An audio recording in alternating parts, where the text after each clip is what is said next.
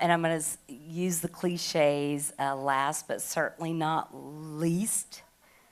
We're going to hear from a woman who needs no introduction.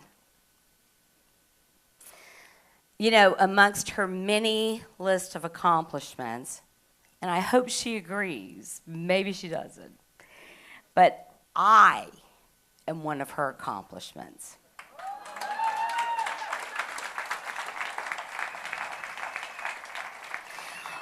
Lory is not one of, but the greatest influences of my activism. I think she and I could take a whole evening telling naughty, colorful, memorable stories. We've had a few fights along the way, but a lot of making up. I love her. I always have. I always will.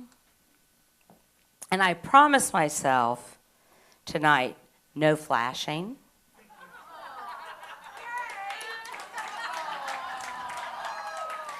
No cussing. One out of two ain't bad. Because, and I'll apologize when I get to heaven, Mike Grossman made me sign a contract I'd behave tonight. Ladies and gentlemen, please welcome the fucking incomparable, fabulous Miss Lory Masters.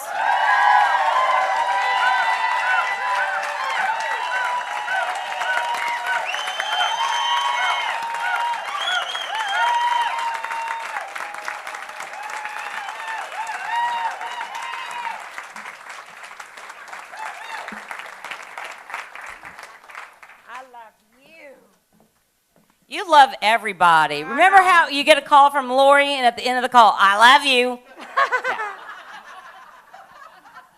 I'm having a bad hair day. I've used one before.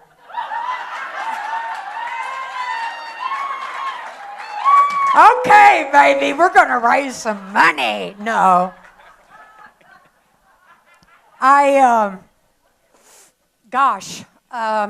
First of all, it's really hard to tell you all stories when you raised me. This community has been my family for many, many years. My mother was the youngest of 8, and she was 40 when I was born. So most of my family was a lot older, and we were all from Fort Worth, Texas. I keep hearing a lot of people say they moved here, you know, in 60, 80, 90, whatever. And I was born in Fort Worth, and I was raised here, and you raised me. There's so many people in this room, and so many funny stories. And my hair is driving me nuts. Take it down. Okay, by God. I will. Whew. Okay. Oh, I'm feeling better already. Oh, my God. Yeah, proud Mary. Anyway, there's some things that I want to tell you all about who you are and what you've done and how we've all done it together. I want to start off by saying that how many of you here know my daughter? Would you stand up? Would you stand up if you know my daughter? Oh, wow. Okay. I know. Guess what? My daughter will be 50 next month. Now, how does that make you feel, honey?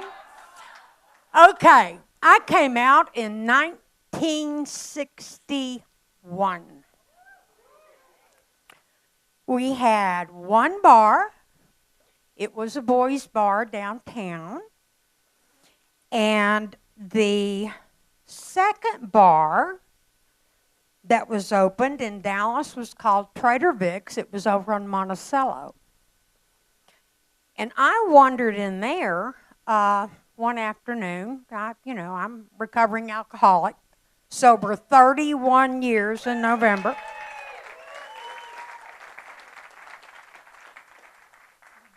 But I wandered in there, and I met a woman by the name of Donna Foster. She was a retired Marine. Yes, she was dynamite. These are back in the days when it was a butch film mentality, probably pretty much straight across the board. And when I met Donna, I was just absolutely delighted because I only knew a few gay women at the time. And of course, we didn't have any bars. Then we had bars were all we had. So Donna and that entire crew, I'm sure some of you remember Joe Elliott. Those people really did raise me too. And as a very young woman coming out, I went into the bars. Let me see. I came out in 1961, decided that maybe this wasn't right. Maybe my mother was right. My daughter was born in 1964. And like I said, we didn't have anything back then, guys. We had nothing. And then we had bars. And because of the way that we were treated and the gay lesbian stigma, many of us lived in a bubble. Remember that? Our attorneys were gay. Our doctors were gay. Of course, our hairdressers were gay. But, we lived in a bubble, and it was actually a wonderful bubble. One of the things that I wanted to do throughout the entire 50 years that I've been out, over 50 actually, is I always wanted Dallas to be national and international. Years ago, everything, even up until the last maybe 15, 20 years, everything was East Coast, West Coast. Well, everything that I ever did, you told me to do it. Or you told me, it took me 20 years to figure this out. You told me, can't do this without you. Just can't do it without you. You're the only one. Yeah, right. Well, I fell for that for many, many, many years. And then I spent many more years saying, we can't do this without you. I'm going to go through a few of my notes. The only regret that I have at all through the last 50 years is I did miss a lot of time with my daughter. It seemed like we always had a crisis. One of my first crises was Anita Bryant. Anybody remember that? Orange juice, that's right. Yeah. Anyway, but in my 20s, I joined an organization called the Business and Professional Women's Association. And I met some of the most incredible women in the world. One of the women that I spent a lot of time with was Judge Sarah T. Hughes. And because of Judge Hughes and a conversation that she and I had, I have collected 50 years of gay and lesbian memorabilia. Yay. And I've hauled it around till I'm sick of it. So, but I was treasurer of that organization, and I was doing something with the history. That organization was founded, I believe, in 1921. But I had the pleasure of some incredible women. Most of them were straight. But I was doing something at one of the tables, and Sarah came up to me, and she said, you don't look happy, or something. I don't remember what she said. And I said, well, this is kind of tedious. And she said, history is important. It's very important. And so I have kept your history, or much of it. Back to the national, international thing. You know, I served on and founded and worked for and emceed and all of that, many organizations here. But I want to tell you just a couple of stories quickly. I'm not going to talk about the AIDS crisis except a tiny bit because I can't. I can't. And I don't want this to be on any kind of a sad note. But in an effort, I joined a national organization called the Uncommon Women's Association. And my first board meeting was in New York City. And I was so excited. Here I was, Dallas, you know, and everybody on the board was either San Francisco or New York. I'll never forget it, because I promise you, I have always represented you properly.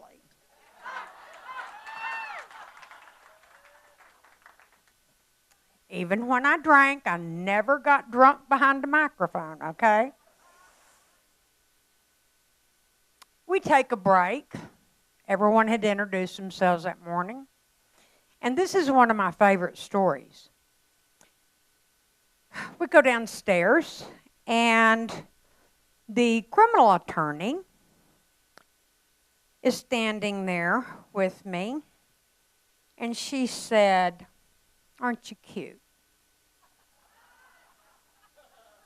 In your little polyester pants and top. So help me God.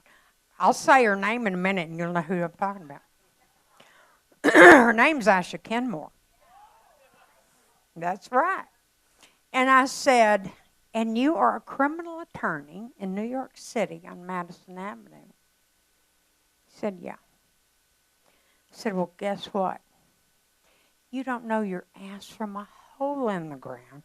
These pants, my dear, are of the finest wool, and this top happens to be raw silk. You may know law, but darling, you don't know Dallas.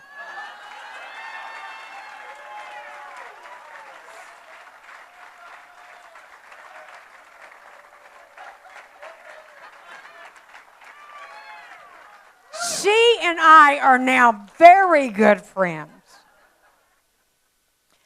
I'm going to tell you a couple of other quick stories. You know, when we're out, sometimes it causes tremendous problems for our families. My daughter had to go to summer school several years so that she could graduate early. And when she did graduate, you know, when they hurt us, that's one thing. Boy, don't hurt our families. They wrote all in her senior book. Your mom's a queer. You know, it was awful what she had to go through. Even though all of her friends loved and adored me, and I had the house that everybody hung at. But I wanted to tell you that because it's it's important that we're doing and still doing what we're doing today. Because from what I've seen, most of our youth could care less. It doesn't matter anymore.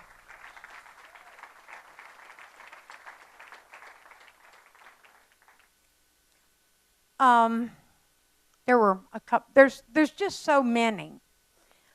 But let me look at my notes. You know, you all have given me many titles, and I want to go through a couple of those. As I should. Well, I definitely was a juvenile delinquent. There's no doubt about that. But in 1960, I don't know, 7 or 8, I was Miss Jugs.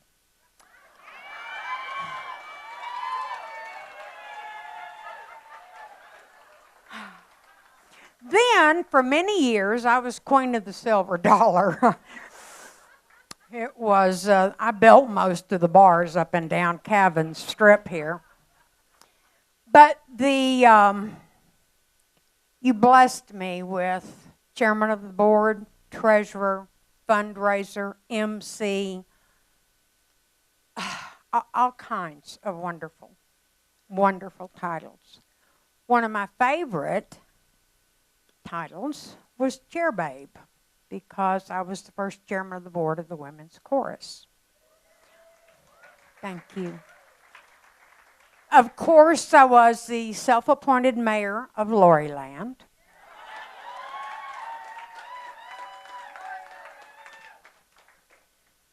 And we have a lot of celebrities here, but I've always found that people get a big kick out of me being a buckle bunny, and that was rodeo.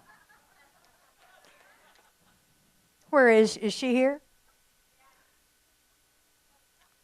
The lady that represents all of the 1970s and 80s in the National Cowgirl Hall of Fame. Sue Pearl, where are you, babe?